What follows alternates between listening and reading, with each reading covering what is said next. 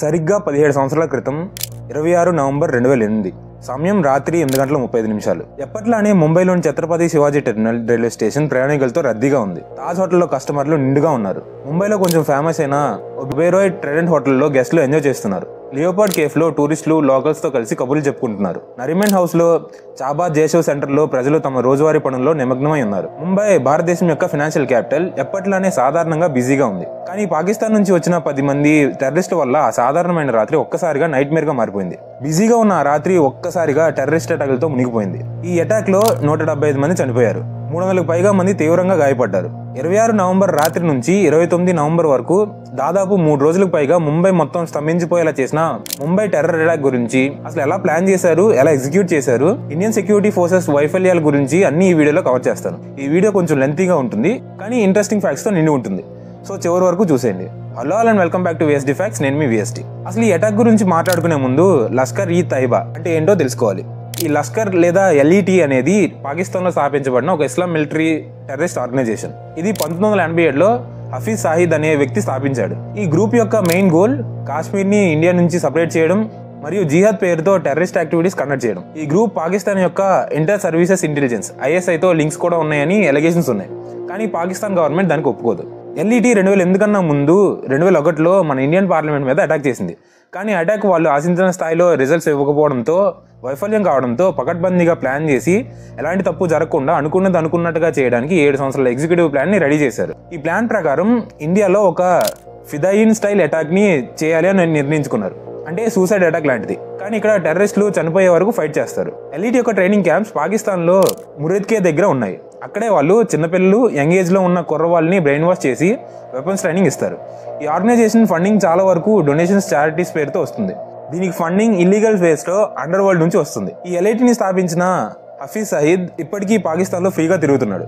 అతను పబ్లిక్ లో rallies conduct చేస్తాడు, యాంటీ ఇండియన్ స్పీచెస్ ఇస్తాడు. అయినా పాకిస్తాన్ అడ్మినిస్ట్రేషన్ ఎటువంటి యాక్షన్ తీసుకోదు. పాకిస్తాన్ టెర్రరిస్టుల అడ్డా అని చిన్నపిల్లని అడిగినా చెప్తారు. కానీ పాకిస్తాన్ మాత్రం మాకేం సంబంధం లేదని చెప్పుకుంటూ ఉన్న పరువును పోగొట్టుకోవడం ఎప్పటి నుంచో వస్తున్న ఆనవాయితీగా వస్తుంది.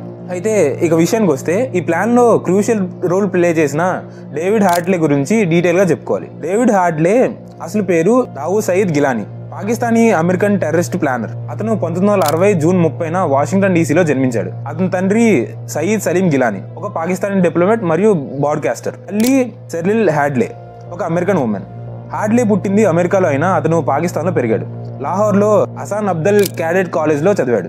కానీ అతని పేరెంట్స్ డివోర్స్ అయిన తర్వాత 1977లో తన తల్లితో US కి వచ్చేసాడు. అక్కడ ఒక మిలిటరీ అకాడమీలో చదివాడు. కానీ డ్రగ్స్ ప్రాబ్లంలో చిక్కుకున్నాడు. 1980లో అతను డ్రగ్స్ ట్రాఫికింగ్ లో ఇన్వాల్వ్ అయ్యాడు. 1988లో ఒక స్మగ్లింగ్ కేసులో అరెస్ట్ అయ్యాడు. 4 సంవత్సరాలు జైల్లో ఉన్నాడు. 1992లో బయటకు వచ్చాడు. మళ్ళీ 1997లో డ్రగ్స్ కాన్స్పిరెన్సీ కోసం అరెస్ట్ అయ్యాడు. కానీ ఈసారి DEA డ్రగ్ ఎన్ఫోర్స్మెంట్ అడ్మినిస్ట్రేషన్తో కోఆపరేట్ చేసి ఇన్ఫార్మర్గా మారి శిక్ష నుంచి తప్పించుకున్నాడు. ఇంకోవైపు లష్కర్ హెడ్ అయిన హఫీజ్ సయీద్ 2001లో జైషే మహమ్మద్తో కలిసి జమ్మూ కాశ్మీర్లో చాలా పెద్ద మొత్తంలో ఫిదాయిన్ స్టైల్ అటాక్ చేయడానికి ప్లాన్ చేశారు. దాని ప్రకారం సెప్టెంబర్ 17, 2001లో హంద్వారాలో అటాక్ చేశారు. ఆ అటాక్ ఫెయిల్ అయింది.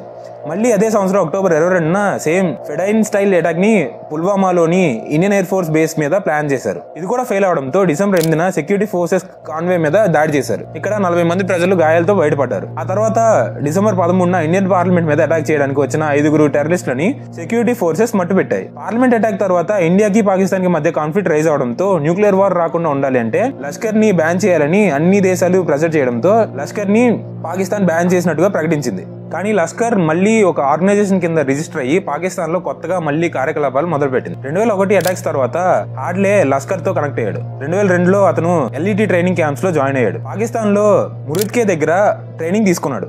ఒక ముస్లిం పేరుతో ఇండియాలో తిరగడం రిస్క్ అని భావించి 2006లో అతను తన పేరుని దావూద్ గిలానీ నుంచి డేవిడ్ కాల్మెన్ హార్ట్లేగా మార్చుకున్నాడు. ఈ నేమ్ చేంజ్ చేసుకోవడం, అతని అమెరికన్ పాస్పోర్ట్ అతన్ని ఇండియాలో ఈజీగా ఎంటర్ అయ్యేలా చేశాయి. హార్ట్లే ముంబై అటాక్స్ కోసం తన పనులు మొదలు పెట్టాడు. అతను 2006 నుంచి 2008 మధ్య 5 సార్లు ముంబై విజిట్ చేశాడు. వచ్చిన ప్రతిసారి Taj Mahal palace hotel, Oberoi Trident, CST railway station, leopard cafe, Nariman house లాంటి రద్దీ ఎక్కువ ఉన్న ప్లేసెస్ ని సెలెక్ట్ చేసుకుని వీడియోస్ రికార్డ్ చేశాడు, ఫొటోస్ తీశాడు, జీపీఎస్ కోఆర్డినేట్స్ ని కలెక్ట్ చేశాడు. ఈ ఇన్ఫర్మేషన్ అంతా ఎల్ఈటీ హ్యాండ్లర్స్ కి, ముఖ్యంగా జాకూర్ రెహమాన్ సాహిద్ మీర్ కి సెండ్ చేశాడు. ఒక ఫేక్ బిజినెస్ కార్డ్ యూజ్ చేసి ముంబైలో లోకల్ కాంటాక్ట్స్ ని బిల్డ్ చేసుకున్నాడు. అక్కడ లోకల్స్ ఇన్ఫర్మేషన్ తో వచ్చే టెర్రరిస్టుల exact location, entry point, escape routes ఏంటి అని ముందుగా ప్లాన్ చేయడానికి యూజ్ చేసుకున్నాడు. 2 సంవత్సరాల రీసెర్చ్ తో ఒక ప్లాన్ ఆఫ్ యాక్షన్ ని ప్రిపేర్ చేశాడు. ఇక ఇప్పుడు అటాక్ ఎలా ప్లాన్ చేశారని చూద్దాం. ఇన్వెస్టిగేషన్ ప్రకారం ఈ operation LET chief Asif Saeed మరియు జాకూర్ రెహమాన్ లాంటి లీడర్స్ ఆధ్వర్యంలో జరిగింది. పాకిస్తాన్ లోని మురిద్కేలో టెర్రరిస్టులకి ట్రైనింగ్ ఉంటుంది.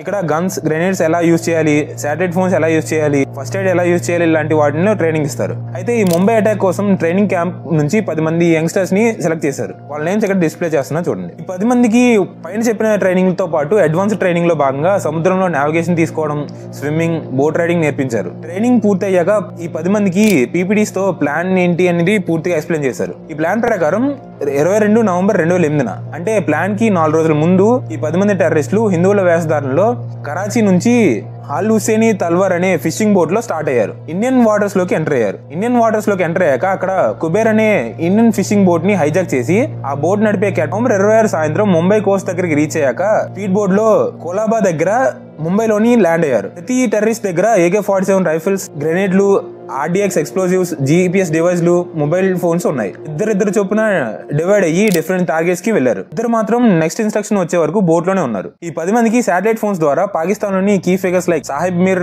మేజర్ ఇక్బాల్ లాంటి వాళ్ళ నుంచి ఇన్స్ట్రక్షన్స్ రావడం మొదలు పెట్టాయి. వాళ్ళు రియల్ టైమ్ ఇన్స్ట్రక్షన్స్ ఇచ్చేవాళ్ళు. మొదటి అటాక్ సిఎస్టీ రైల్వే స్టేషన్ పై జరిగింది. రోజుకి లక్షల మంది ప్రయాణించే సిఎస్టీ రైల్వే స్టేషన్ లో నవంబర్ 26 రాత్రి 9:21 అజ్మల్ కసాబ్ మరియు ఇస్లాం ఖాన్ ఇద్దరు స్టేషన్ లోకి ఎంటర్ అయ్యారు. ఎంటర్ అయిన వెంటనే ఫైరింగ్ స్టార్ట్ చేశారు. కనబడిన వాళ్ళని కనబడినట్టుగా కాల్చిపడేయడం మొదలు పెట్టారు. ఎక్కువ మంది జనాలు ఉన్న చోట్ల గ్రెనేడ్లు వేశారు. ఈ అటాక్ లో 55 మంది చనిపోయారు, 104 మంది ఇంజూర్ అయ్యారు. రైల్వే స్టేషన్ లో అటాక్ తర్వాత కసాబ్ మరియు ఇస్లాం స్టేషన్ నుంచి బయటకు వచ్చి రోడ్డుపై కార్లు హైజాక్ చేసుకుంటూ వెళ్లారు. అందులో భాగంగా ముంబై పోలీస్ యొక్క anti terrorism squad chief Hemant Karkare, additional commissioner Ashok Kamte, encounter specialist Vijay Salaskar ఉన్న జీప్ ని ఆపి అందులో ఉన్న ఆఫీసర్స్ ని చంపి నెక్స్ట్ టార్గెట్ వైపు మూవ్ అయ్యారు. అదే సమయంలో లియోపాల్డ్ కేఫ్ పై అటాక్ జరిగింది. లియోపాల్డ్ కోలాబాలో ఒక ఫేమస్ కేఫ్, టూరిస్టుల ఫేవరెట్ స్పాట్. రాత్రి 9:40 షోహేబ్ మరియు నాసిర్ ఇద్దరు కేఫ్ లోకి ఎంటర్ అయ్యి ఫైరింగ్ మొదలు పెట్టారు. ఇక్కడ 10 మంది చనిపోయారు. ఇప్పటికీ ఈ కేఫ్ లో ఈ అటాక్ కి గుర్తులు ఉన్నాయి. లియోపాల్డ్ అటాక్ దాదాపు 10 నిమిషాల్లో ముగిసింది.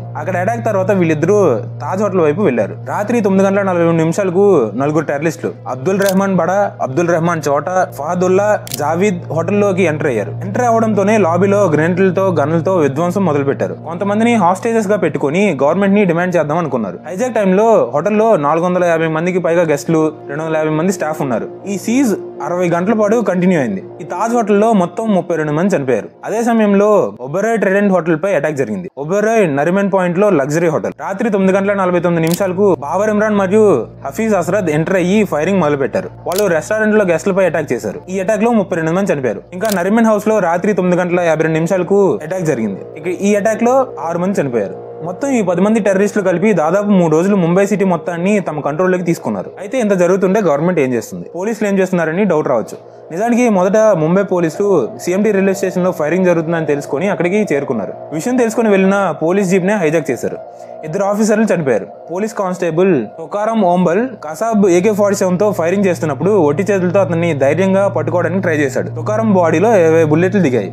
అతని సహాయం వల్లనే కసాబ్ ని మిగిలిన పోలీసులు పట్టుకున్నారు. పోలీసులకు దొరికిన ఈ కసాబ్ వల్ల ప్లాన్ లీక్ అయింది. కానీ వెంటనే రెస్పాండ్ అవడానికి ముంబై పోలీసుల దగ్గర బుల్లెట్ ప్రూఫ్ జాకెట్లు లేవు, సరైన ఫోర్స్ లేదు. విషయం అర్థమైన ఇండియన్ గవర్నమెంట్ NSG కమాండోస్ ని రంగంలోకి దింపింది. ట్రాన్స్పోర్ట్ డిలే వల్ల NSG కమాండోస్ తర్వాత రోజు అంటే నవంబర్ 27 మార్నింగ్ ఢిల్లీ నుంచి ముంబైకి చేరుకున్నారు. గ్రూప్ గా డివైడ్ అయ్యి ఆపరేషన్ బ్లాక్ టోర్నేడోని స్టార్ట్ చేశారు. Taj hotel, Oberoi hotel, Nariman house లో కమాండోస్ ఎంటర్ అయ్యారు. తాజ్ లో మేజర్ సందీప్ ఉనికృష్ణన్ లీడ్ చేశాడు. టెర్రరిస్టులతో ఫైట్ చేశారు. టెర్రరిస్టులతో ఫైట్ లో అతను చనిపోయాడు. మేజర్ సందీప్ ఉనికృష్ణన్ ని తర్వాత ఇండియన్ గవర్నమెంట్ అశోక చక్రతో గౌరవించింది. NSG కమాండో గజేందర్ సింగ్ కూడా నరిమన్ హౌస్ లో ప్రాణాన్ని త్యాగం చేశాడు. ఆపరేషన్ నవంబర్ 29 ఉదయం ముగిసింది. 10 మందిలో 9 మంది టెర్రరిస్టులు చనిపోయారు. కసాబ్ ముంబై పోలీసుల ఆధీనంలో ఉన్నాడు. కసాబ్ ని పట్టుకోవడంతో పాకిస్తాన్ కి అటాక్ కి ఉన్న లింక్స్ బయటపడ్డాయి. ఈ ఎవిడెన్స్ వల్ల ఇండియా పాకిస్తాన్ పై ప్రెజర్ పెట్టింది. పాకిస్తాన్ మొదట ఒప్పుకోకపోయినా తర్వాత యాక్సెప్ట్ చేసింది. కానీ పాకిస్తాన్ మీద అప్పటి మన గవర్నమెంట్ ఎటువంటి యాక్షన్ తీసుకోలేదు. అది ఎందుకో ఇప్పటికీ ఎవరికి తెలియదు. హఫీజ్ సయీద్ ఇప్పటికీ ఫ్రీగా పాకిస్తాన్ లో తిరుగుతూనే ఉన్నాడు. ఈ అటాక్స్ ఇండియా యొక్క సెక్యూరిటీ సిస్టమ్స్ లో లూప్ హోల్స్ ని ఎక్స్పోజ్ చేశాయి. కోస్టల్ సెక్యూరిటీ ఇంటెలిజెన్స్ ఫెయిల్యూర్ వల్లే అటాక్స్ జరిగాయని అంచనా వేశారు. దాంతో గవర్నమెంట్ టెర్రరిజం ఇన్వెస్టిగేషన్ కోసం national investigation agency NIA create చేసింది. ఫోర్స్ 1 అనే స్పెషల్ కమాండో యూనిట్ ని ఫామ్ చేశారు. కోస్టల్ సెక్యూరిటీ కోసం ఇండియన్ కోస్ట్ గార్డ్ ని స్ట్రెంథన్ చేశారు. Economically Mumbai stock exchange close అయింది. టూరిజం డౌన్ అయింది. కొంతకాలానికి మళ్ళీ తాజ్ హోటల్ మరియు ఒబెరాయ్ హోటల్స్ రీఓపెన్ అయ్యాయి. ముంబై మళ్ళీ సాధారణ స్థితికి వచ్చింది. 2012 నవంబర్ 21 పూణేలోని జైల్లో కసాబ్ ని ఉరితీశారు. డేవిడ్ హ్యాడ్లేని అరెస్ట్ చేశారు. అతను FBI తో కోఆపరేట్ చేశాడు. ఎలిట్ యొక్క లింక్స్ ని రివీల్ చేశాడు. హ్యాడ్లీ యొక్క కోఆపరేషన్ తో ISI యొక్క ఇన్వాల్వ్మెంట్ గురించి డీటెయిల్స్ వచ్చాయి. ఇందులో ISI మేజర్ అయిన ఇక్బల్ అనే ఆఫీసర్ తో మీటింగ్స్ జరగడం, పాకిస్తాన్ లో 7 ఎక్స్క్యూజ్డ్ అరెస్ట్ అయినా వాళ్ళ మీద ఎటువంటి యాక్షన్ తీసుకోకపోవడం లాంటివి బయటపడ్డాయి. ముంబై అటాక్స్ ఒక్కసారిగా దేశం మొత్తాన్ని గగ్గురు పొడిచేలా చేశాయి. ఈ ఇన్సిడెంట్ తర్వాత ఇండియన్ ఇంటెలిజెన్స్ ఇంప్రూవ్ అయింది. ఇండియాలో కౌంటర్ టెర్రరిజం స్ట్రాటజీ చేంజ్ అయింది. ఎనర్జీ హబ్ ని డిఫరెంట్ సిటీస్ లో స్ప్రెడ్ చేశారు. ఈ అటాక్ మన ఇండియా చరిత్రలో ఒక బ్లాక్ మార్క్ గా మిగిలిపోయింది. ఈ అటాక్ జరిగి 17 సంవత్సరాలు అవుతున్న ఈ సందర్భంలో ప్రాణాలు వదిలిన ప్రతి ఒక్క ఆత్మకి శాంతి చేకూరాలని కోరుకుంది. సో ఇది 26 నవంబర్ ముంబై టెర్రర్ అటాక్స్ గురించి ఫుల్ డీటెయిల్ వీడియో. ఈ వీడియోలో యూజ్ చేసిన ఏవైనా టర్మ్స్ అర్థం కాకపోతే కామెంట్ చేయండి. వీడియో నచ్చితే లైక్ చేయండి, మీ ఫ్రెండ్స్ కి షేర్ చేయండి. మరిన్ని హిస్టారిక్ ఈవెంట్స్ కోసం మన ఛానల్ సబ్స్క్రైబ్ చేసుకోండి. ఇంకొక ఇంట్రెస్టింగ్ వీడియోతో మళ్ళీ కలుద్దాం. Till then bye by.